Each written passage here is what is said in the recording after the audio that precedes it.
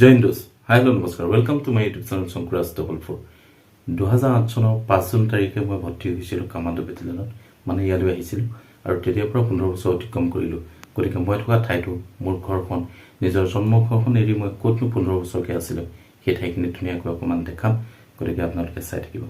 কিছুমান মানুহৰ চৰিত্ৰ আৰু আমৰ সৈতে একেই, মানে কিছুমান আম আপুনি দেখিব বাহিৰৰ পৰা একদম পকা ধুনীয়া মানে দেখিবলৈ, কিন্তু ভিতৰত কাটাৰ লগে লগে পোক ওলায়।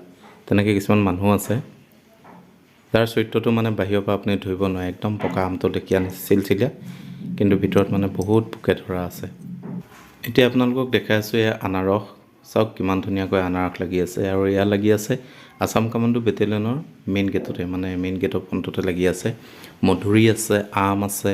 আপোনালোকক মই দেখাইছিলোঁ এইডাল মধুৰি, খুব সুন্দৰকৈ লাগি আছে মধুৰি।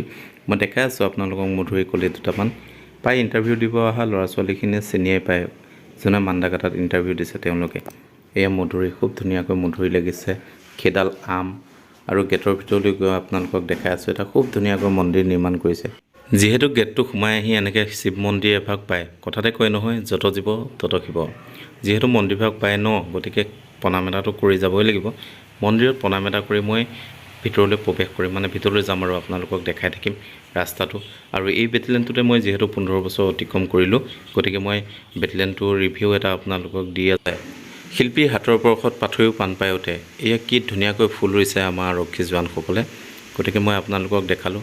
আৰু আপোনালোকে সকলোৱে জানেই ন, যি ফুল ভাল নাপায়, যি গান ভাল নাপায়, সি এক প্ৰকাৰ পাগল। গতিকে ফুল আৰু গান ভাল নোপোৱা মানুহ পৃথিৱীত খুবেই কম, মানে নায়েই আৰু ন, কাৰণ পাগল মানুহটো তেনেকৈ নাথাকে, গতিকে নাই বুলিবই পাৰি।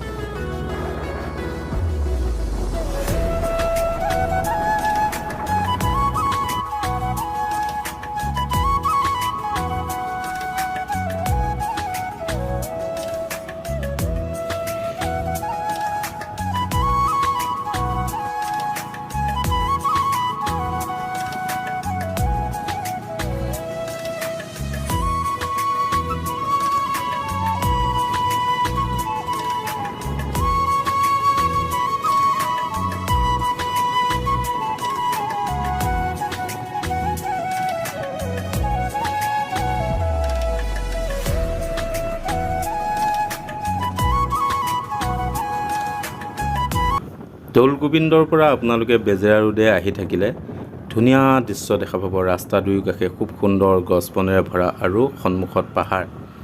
পাহাৰটো অতিক্ৰম কৰাৰ আগতে আপোনালোকে বাওঁফালে পাব এয়া আৰ্মি কেম্প, আৰু এখন সৰু ব্ৰিজ পাব। সৰু ব্ৰিজখন পাই আপোনালোকে সোঁ চাইডে পাব এখন CIZW স্কুল। এইখন আমাৰ কামাণ্ডো আণ্ডাৰতে আছে। তাৰ পৰা আপোনালোকে অলপ ওপৰলৈ উঠিব লাগিবই ন, যিহেতু আমাৰ পাহাৰ, গতিকে আপোনালোকে উঠিবই লাগিব অলপ। পাহাৰ মানে আৰু ক'বই নালাগে, অলপ ওখ চাপ থাকিবই। অলপ দূৰ উঠিয়ে আপোনালোকে ৰাইট চাইডে পাব আছাম কামাণ্ডো বেটেলিয়ন, মানে ফাৰ্ষ্ট আছাম কামাণ্ডো বেটেলিয়ন মান্দাকাটাৰ কেম্পটো।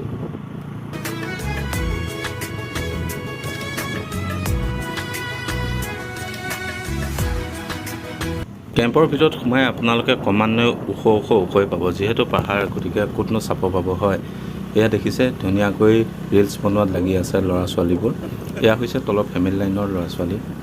যুগৰ লগত সকলোৱে খোজ মিলাই চলে ন, গতিকে কেম্পৰ ল'ৰা ছোৱালীবিলাকেই হওক বা কোনোবাই হওক, এনেকুৱা এটা ধুনীয়া পৰিৱেশ পালে ফটো উঠাটো স্বাভাৱিকে, ৰিল বনাবই। গতিকে তেওঁলোকেও ৰিল বনাই আছে, আৰু আমিও ক্ৰমান্বয়ে ওপৰলৈ উঠি গৈ আছোঁ।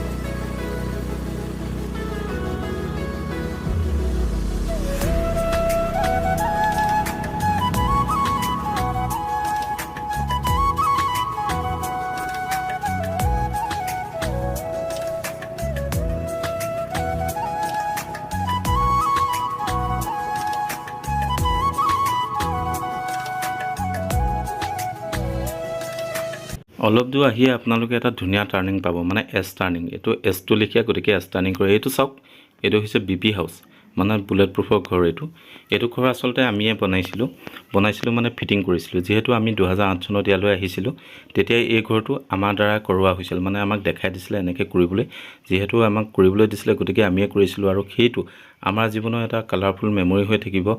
কেতিয়াবা ইয়ালৈ আহিলে মেলিলে আমাৰ মনত পৰিব এই ঘৰটো আমিয়ে বনাইছিলোঁ 8 চনত। আৰু বাওঁফালে চাওক, এক ধুনীয়া মহাকাল বাবা। এই মহাকাল বাবাত আহোঁতে যাওঁতে সকলোৱে প্ৰণাম কৰে। যিহেতু আমাৰ পাহাৰৰ বাবে গাড়ী মটৰতে অহা যোৱা হয় ন, গতিকে আমি হাত উঠাই পেলাই প্ৰণাম নকৰোঁ। আৰু এটা গাড়ী হৰণ বজাই দিলে প্ৰণাম কৰা বুজায়, গতিকে আমি তেনেধৰণে সন্মান কৰি চলোঁ। কথাতে কয় বিশ্বাসে মিলয় হৰি তৰ্কে বহুত দূৰ। মানে বিশ্বাস কৰিলে ভগৱানকো পোৱা যায়, আৰু তৰ্ক কৰিলে বহুত দূৰ যাব পাৰে। কথাত কয় নহয়, যুক্তিৰ বিপৰীতে যুক্তি আছে, সত্যৰ বিপৰীতে যুক্তি নাই। গতিকে সত্যৰ কেতিয়াও যুক্তিয়ে থাকিব নোৱাৰে, সত্য সদায় জয়। আৰু যুক্তি কৰি থাকিলে আপুনি দিনে ৰাতিয়ে যুক্তিয়ে কৰি থাকিব পাৰিব। সোঁফালে এয়া চাওক আপোনালোকে, হৈছে এমটি গ্ৰেজ, মানে আমাৰ মটৰ পৰিবহণ সন্থা। অলপ দূৰ আহিয়ে আপোনালোকে বাওঁফালে পাব আমাৰ অফিচ, মানে ফাৰ্ষ্ট আছাম কামাণ্ডো বেটেলিয়নৰ অফিচ, মুখ্য কাৰ্যালয়। যিটো অফিচ আমাৰ অফিচিয়েলি কাম কাজ এই ওপৰত থকা ঘৰটোতে হয়। আৰু এইটো হৈছে আমাৰ SM ব্ৰাঞ্চ, মানে কণ্ট্ৰল। আৰু লগতে আছে এইখন কফি হাউচ, আৰু এইটো হৈছে কপাৰেটিভ হল, আৰু এইটো হৈছে আমাৰ ৰিকুইজিশ্যন হল। তাৰ পৰা অলপ দূৰ আহিয়ে, মানে অকণমান ডাউন আহিব লাগে, বেছি নহয়, অকণমান ডাউন আহিয়ে আমি পাওঁ ৰাইট চাইডে হৰ হৰ মহাদেৱ, মানে শিৱ মন্দিৰ ভাগ। তাতে এটা প্ৰণাম কৰিলোঁ। প্ৰণাম কৰি আপোনালোকক দেখাওঁ বুলি আগলৈ আকৌ আহি আছোঁ আমি। অলপ দূৰ আহিয়ে বাওঁফালে আপোনালোকক দেখাই আছোঁ, ইয়ে চাওক পদুম পুখুৰী। ইমান ধুনীয়া এটা পৰিৱেশ, পাহাৰৰ মাজত এটা পদুম পুখুৰী, মনটো সঁচাকৈ ভাল লাগি যায়। তাৰ পৰা অলপ দূৰ আহিয়ে ৰাইট চাইডে আপোনালোকে দেখিছে এয়া মন্দিৰ পুখুৰী। এই পুখুৰীটো আমাৰ এজন শ্বহীদ জোৱানক সন্মান জনাই তেওঁৰ নামতে দিয়া হৈছে, শ্বহীদ স্বপননাথৰ পুখুৰী। গতিকে মনটো অলপ ভালো লাগে দিয়কচোন। দেশ মাতৃৰ বাবে তেওঁৰ জীৱন উৎসৰ্গা কৰিলে, অন্ততঃ তেওঁৰ নামত এটা পুখুৰী আছে এটা বেটেলিয়নত। সঁচাকৈ মনটো বহুত ভাল লাগি যায়। স্বপননাথৰ পুখুৰীটোৰ লগতে এইটো বোট হাউচ, মানে এইটো এটা ঘৰ। ইয়াতে খানা হয়, ডাঙৰ অফিচাৰসকল আহিলে বহে, এটা সুন্দৰ পৰিৱেশ। বৰ ধুনীয়া লাগে ইয়াতে বেটেলিয়নটো দেখি। আপোনালোকে অলপ দূৰ এনেকৈ আহি ৰাইট চাইডে টাৰ্ণ কৰিব লাগে। ৰাইট চাইডে টাৰ্ণ কৰি আপুনি লেফ্ট চাইডে দেখিব এ গ্ৰাউণ্ড, মানে আমাৰ সকলো প্ৰেক্টিছ হয়। প্ৰথমতে এইখনেই ফিল্ড আছিলে, তাৰপিছত বি গ্ৰাউণ্ডখন বনোৱা হৈছে। এতিয়া আমি লেফ্ট চাইডে গৈ আছোঁ আপোনালোকক এ গ্ৰাউণ্ডখন দেখাম বুলি। এইখনতেই আমি প্ৰথম আমাৰ আৰক্ষী জীৱনৰ বেছিক ট্ৰেইনিংটো আৰম্ভ কৰিছিলোঁ। সঁচাকৈ বহুত কালাৰফুল মেমৰি আমাৰ বাবে। যিহেতু মই ইয়াৰ পৰা গুচি যাম, গতিকে ভাবিছোঁ সযতনে এইখিনি ৰাখিবলৈ ভিডিঅ' এটা কৰোঁ আৰু আপোনালোককো আগবঢ়াই দিওঁ। এই গ্ৰাউণ্ডত সোমাই আপোনালোকে প্ৰথমতে দেখা পাব শ্বহীদ বেদী। মানে ইয়াতে আমাৰ কামাণ্ডো বেটেলিয়নত জন্মলগ্নৰ পৰা যিসকলে শ্বহীদ হৈছে, যিসকলে প্ৰাণ বিসৰ্জন দিছে, তেওঁলোকৰ বেদী ইয়াতে খুব ধুনীয়াকৈ ৰাখিছে। এয়া হৈছে শ্বহীদ বেদী। এইখিনিতে মই সেই বীৰ শ্বহীদসকলক সশ্ৰদ্ধ প্ৰণাম জনাইছোঁ। তেওঁলোক আমাৰ মাজত সদায় অমৰ হৈয়ে থাকিব। এতিয়া আপোনালোকক দেখাইছোঁ, এয়া হৈছে দিলচিট, মানে এ গ্ৰাউণ্ডত থকা লাচিত বৰফুকনৰ দিলচিট। তেখেতৰ নামেৰে নামাকৰণ কৰা হৈছে। আৰু এইখন হৈছে আৰ্টিফিচিয়েল ৱাল। এইখন আপোনালোকে দেখিয়ে থাকে বিভিন্ন ধৰণৰ ভিডিঅ'ত। যিমান পাৰোঁ আপোনালোকক দেখালোৱে। এতিয়া পুখুৰী পাৰে পাৰে যাওঁ আমাৰ কোৱাৰ্টাৰটো দেখাবলৈ।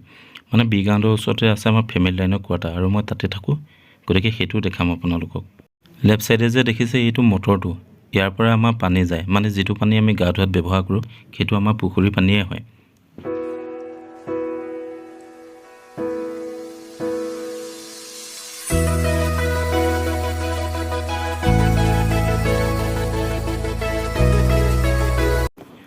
আহোঁতে এন্ধাৰেই হৈ গ'ল, কাৰণ কেম্পটো বহুত ডাঙৰ, আৰু মই অলপ দেৰিকৈ ওলাইছিলোঁ। যিহেতু মই কেম্পলৈ দেৰিকৈ আহিছোঁ, গতিকে দেখাওঁতে এন্ধাৰেই হ'ল।